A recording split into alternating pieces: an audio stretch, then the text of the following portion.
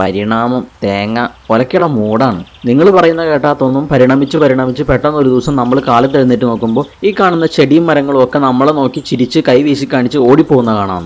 വളരെ ന്യായമായൊരു സംശയം അല്ലേ? പരിണമിച്ച് നമ്മൾ മനുഷ്യന്മാർക്ക് കൈയും കാലും ബുദ്ധിയും ഒക്കെ വന്നു. എന്തുകൊണ്ട് ചെടികൾക്കും മരങ്ങൾക്കും ഒന്നും ഇതൊന്നും വരുന്നില്ല? അല്ലെങ്കിൽ എന്തുകൊണ്ട് വന്നില്ല? Okay guys, calm down.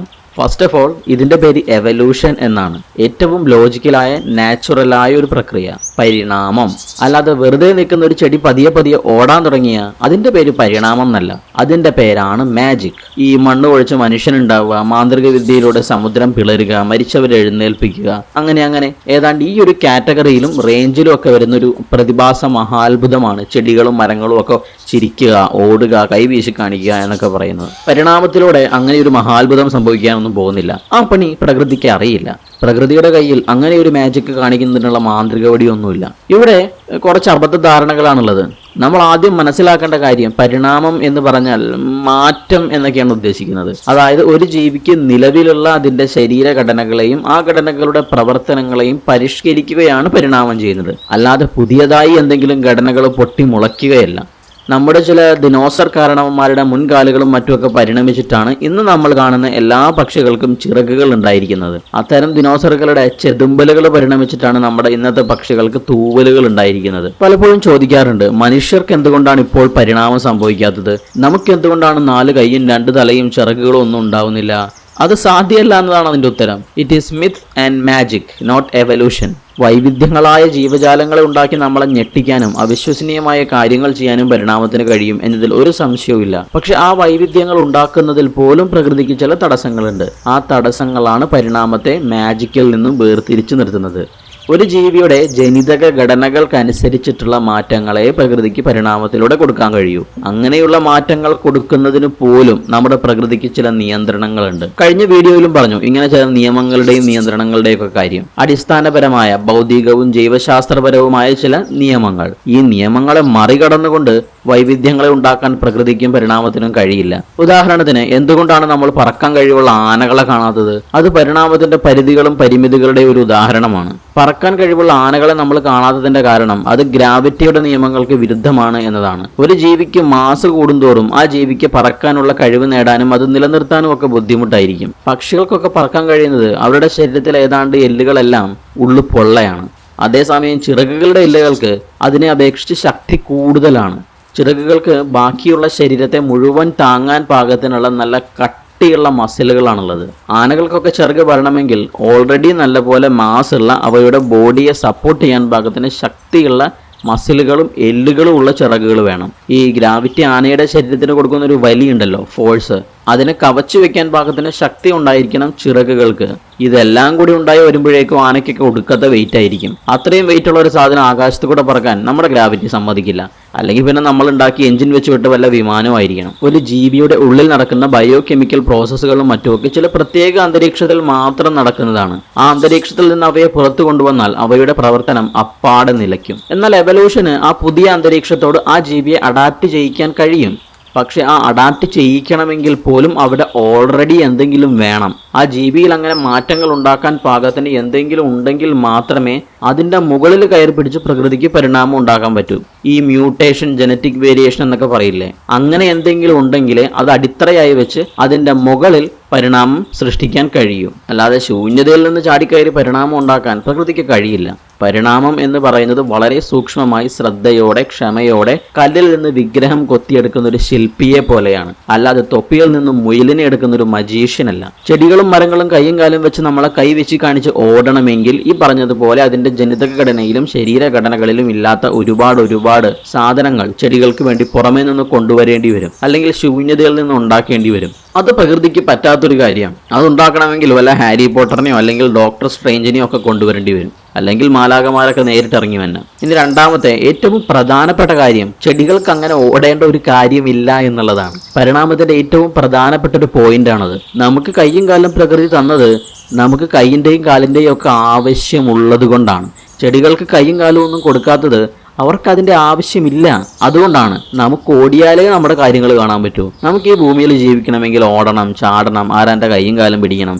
നമ്മൾ ഓടി നടന്ന് തെണ്ടി നടന്ന് ജീവിക്കുക എന്നാണ് നമ്മളോട് പറഞ്ഞിരിക്കുന്നത്. പക്ഷെ ചെടികളുടെ കാര്യം അങ്ങനെയല്ല. ചെടികൾക്ക് സൂര്യപ്രകാശം സ്വീകരിച്ച് തീറ്റ ഉണ്ടാക്കാം സ്വന്തമായിട്ട്. ഇനി അവയ്ക്ക് വെള്ളം വേണോ? അവയ്ക്ക് വെള്ളമുള്ള സ്ഥലം അന്വേഷിച്ച് ഓടേണ്ട കാര്യമൊന്നുമില്ല. അവയുടെ വേരുകൾ മണ്ണിലേക്ക് ആഴ്ന്നിറങ്ങി അവയ്ക്ക് വേണ്ട വെള്ളവും മറ്റ് ധാതുക്കളും സ്വയം കണ്ടുപിടിക്കും. പിന്നെ എന്തിനാ ഓടണം? അത് നമ്മുടെ കുഴപ്പമാണ്. പരിണാമം പൊട്ടത്തെറ്റാണ്. അങ്ങനെയാണെങ്കിൽ ഈ ചെടികൾക്കൊക്കെ കയ്യും കാലും ബുദ്ധിയൊന്നും വെക്കാത്തത് എന്താണ്?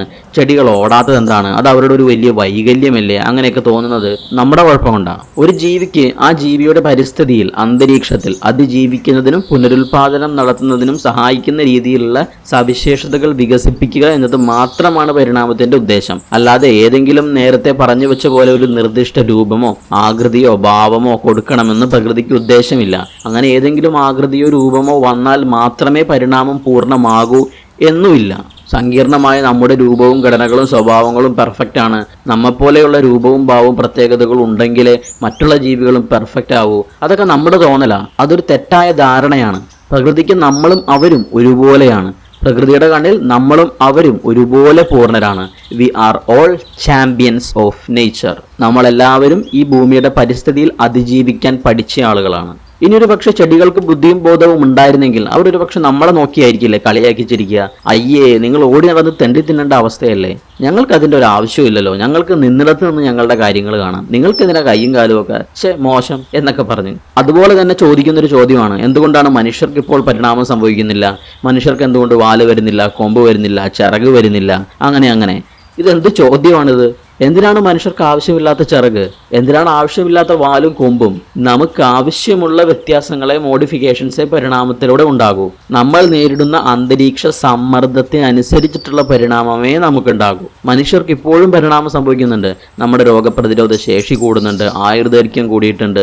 അതുപോലെ നമ്മുടെ ഭക്ഷണങ്ങളോടുള്ള ചെറിയ ചെറിയ മാറ്റങ്ങളോടെയുള്ള പൊരുത്തപ്പെടലുകൾ, അതുപോലെ കുഞ്ഞു കുഞ്ഞു മാറ്റങ്ങൾ. അതായത് നമ്മുടെ നിലവിലെ, നമ്മുടെ ഈ ആധുനികമായ സാഹചര്യങ്ങളുടെ അന്തരീക്ഷത്തിൽ നമ്മൾ നേരിടുന്ന പുതിയ പുതിയ വെല്ലുവിളികൾ മെച്ചപ്പെട്ട രീതിയിൽ അതിജീവിക്കുന്നതിനും പുനരുൽപാദനം നടത്തുന്നതിനും ഒക്കെയുള്ള നമ്മുടെ കഴിവ് മെച്ചപ്പെടുത്തുന്ന രീതിയിലുള്ള കുഞ്ഞു കുഞ്ഞു ബയോകെമിക്കൽ അല്ലെങ്കിൽ ജനറ്റിക്കൽ ആയിട്ടുള്ള മാറ്റങ്ങളാണ് നമുക്ക് ഉണ്ടായിക്കൊണ്ടിരിക്കുന്നത്. അതും പരിണാമമാണ്. പിന്നെ ഈ പറയുന്ന എക്സ്ട്രീം ലെവലിലുള്ള ശാരീരികമായ മോഡിഫിക്കേഷൻസ് ഒക്കെയാണ് പറയുന്നതെങ്കിൽ ഈ കൊമ്പും വാലും ചിറകും അതിൻ്റെ ഒന്നും ആവശ്യം നമുക്കില്ല. അത് നമുക്ക് ഉണ്ടാകാനും പോകുന്നില്ല. നമുക്ക് എന്തിനാണ് വാല്? നമുക്ക് എന്തിനാണ് ചിറക്? We are well suited to our environment. ഒരു ജീവി, ആ ജീവിയുടെ അന്തരീക്ഷത്തിൽ വെല്ലുവിളികൾ നേരിടുന്ന ഒരു സാഹചര്യം ഉണ്ടായാൽ ആ ജീവിയുടെ അന്തരീക്ഷം ഡിമാൻഡ് ചെയ്യുമ്പോൾ മാത്രമേ ആ ജീവിക്ക് പരിണാമം ഉണ്ടാകേണ്ട കാര്യമുള്ളൂ. ഇനി അങ്ങനെ ഒരു മാറ്റം ഉണ്ടാകണമെങ്കിൽ പോലും നമ്മൾ നേരത്തെ പറഞ്ഞു, അതിനനുസരിച്ചുള്ള ജനിതക അടിത്തറ വേണം. ആ ജനിതക അടിത്തറയിൽ എന്തെങ്കിലും ജനിതകപരമായ വേരിയേഷൻ ഉണ്ടായിരിക്കണം എന്നൊക്കെ. ഈ രണ്ട് കാര്യങ്ങൾ ഉണ്ടെങ്കിൽ മാത്രമേ പരിണാമം സംഭവിക്കൂ. ചിറകും വാലും കൊമ്പും ഒക്കെ വരാൻ പാകത്തിന് എന്ത് ജനിതക അടിത്തറയാണ് നമുക്കുള്ളത്? ഇനി അങ്ങനെ ഉണ്ടാവാൻ പാകത്തിന് ഏത് രീതിയിലുള്ള വെല്ലുവിളിയാണ്, എന്ത് അന്തരീക്ഷ സമ്മർദ്ദമാണ്, എന്ത് അന്തരീക്ഷ വെല്ലുവിളിയാണ് നമ്മൾ ഭൂമിയിൽ നേരിട്ടുകൊണ്ടിരിക്കുന്നത്? ഇല്ല, ഒന്നുമില്ല. പിന്നെ എന്തിനു ചിറക് വരണം? ഇരുട്ടിൽ നിൽക്കുന്ന ഒരു ചെടിയുടെ കാര്യം വിചാരിക്കുക. വലിയൊരു മതിലിന്റെ മറവിലോ അല്ലെങ്കിൽ നിരവധി ശിഖരങ്ങളും പുറ്റുകാടും ഒക്കെയുള്ള ഒരു കാടിന്റെ നടുക്കൊക്കെ നിൽക്കുന്ന ഒരു കുഞ്ഞു ചെടി, സൂര്യപ്രകാശം ശേഖരിക്കാൻ അത് വല്ലാതെ പാടുപെടുന്നുണ്ട് എന്ന് വിചാരിക്കുക. ഉടനെ ആ ചെടിക്ക് കൈയും കാലും കൊടുത്തിട്ട് നീ സൂര്യപ്രകാശമുള്ള സ്ഥലത്തോട്ട് മാറി നിന്നോടെ മോനെ എന്നല്ല പ്രകൃതി പറയുക. അങ്ങനെ ആ ചെടി മുണ്ടും പൊക്കി പിടിച്ച് സൂര്യപ്രകാശമുള്ള സ്ഥലം അന്വേഷിച്ച് പോകുകയുമില്ല. പകരം ആ ചെടിയുടെ ഉള്ളിലുള്ള അതിൻ്റെ സാമഗ്രികൾക്കനുസരിച്ചിട്ടുള്ള മാറ്റങ്ങളും സൊല്യൂഷൻസുമാണ് പ്രകൃതി കൊടുക്കുക. സൂര്യപ്രകാശത്തിന്റെ കാര്യത്തിൽ വെല്ലുവിളി നേരിടുന്ന ചെടികളുടെ കാര്യമാണെങ്കിൽ ആ ചെടികൾക്ക് ഒരുപക്ഷെ കൂടുതൽ ഹൈറ്റ് കൊടുക്കും. സൂര്യപ്രകാശമുള്ള ഭാഗത്തേക്ക് ആ ചെടികൾ വളഞ്ഞും മുളഞ്ഞും വളരാൻ തുടങ്ങും. അല്ലെങ്കിൽ വലിയ വലിയ ഇലകൾ കൊടുക്കും. അങ്ങനെ അതിന്റെ ജനിതക ഘടനയ്ക്ക് അനുസരിച്ചിട്ടുള്ള മാറ്റങ്ങളായിരിക്കും പ്രകൃതി കൊടുക്കുക. മനുഷ്യരുടെ കാര്യം പറഞ്ഞാൽ നമ്മൾ മറ്റൊരു ഗ്രഹത്തിലേക്ക് താമസം മാറുകയാണ് എന്ന് വിചാരിക്കുക. ആ വ്യത്യസ്തമായ മറ്റൊരു ഗ്രഹത്തിൽ അവിടെ വ്യത്യസ്തമായ അന്തരീക്ഷമാണ്, വ്യത്യസ്തമായ ഗ്രാവിറ്റിയാണ്, റേഡിയേഷന്റെ അളവിൽ വ്യത്യാസമുണ്ട്. അങ്ങനെ വ്യത്യസ്തങ്ങളായ പുതിയ പുതിയ പാരിസ്ഥിതിക സമ്മർദ്ദങ്ങൾ മനുഷ്യൻ അഭിമുഖീകരിക്കുന്നു എന്ന് കരുതുക. അങ്ങനെയാണെങ്കിൽ തലമുറകൾ കഴിയുമ്പോൾ നമ്മുടെ ഭാവി തലമുറയ്ക്ക് ശ്രദ്ധേയമായ ശാരീരിക മോഡിഫിക്കേഷൻസോ മാറ്റങ്ങളോ ഒക്കെ ഉണ്ടാകാനുള്ള സാധ്യതയുണ്ട്. ഇനി പരിണാമത്തിന്റെ കാര്യത്തിൽ നമുക്ക് എത്രമാത്രം ഉറപ്പുണ്ട്? നമ്മൾ അംഗീകരിക്കുന്നുണ്ടോ? നമുക്ക് അംഗീകരിക്കാൻ താല്പര്യമുണ്ടോ? ഇതൊന്നും നോക്കിയിട്ടല്ല പരിണാമം സ്ഥിരീകരിക്കുന്നത്. പരിണാമം എന്ന് പറയുന്നത് പ്രപഞ്ചത്തിലെ ഒരു പ്രതിഭാസമാണ്.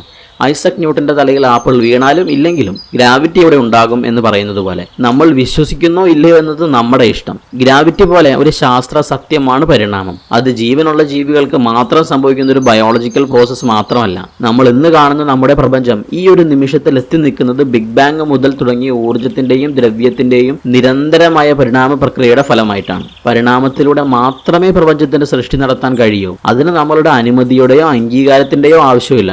നമ്മുടെ അനുമതി ഉണ്ടെങ്കിലും ഇല്ലെങ്കിലും പ്രപഞ്ചത്തിൽ നക്ഷത്രങ്ങൾ ഉണ്ടാകും. ആ നക്ഷത്രങ്ങളുടെ കാലാവധി തീരുമ്പോൾ അവ ഇല്ലാതാകും. പുതിയ പുതിയ ഗ്രഹങ്ങൾ ഉണ്ടാകും. ചിലപ്പോൾ ആ ഗ്രഹത്തിലൊക്കെ ജീവനും ഉണ്ടാകും. ഇതെല്ലാം പരിണാമമാണ്. അത് നമ്മൾ അംഗീകരിക്കണം എന്നൊരു നിർബന്ധവും ഇല്ല.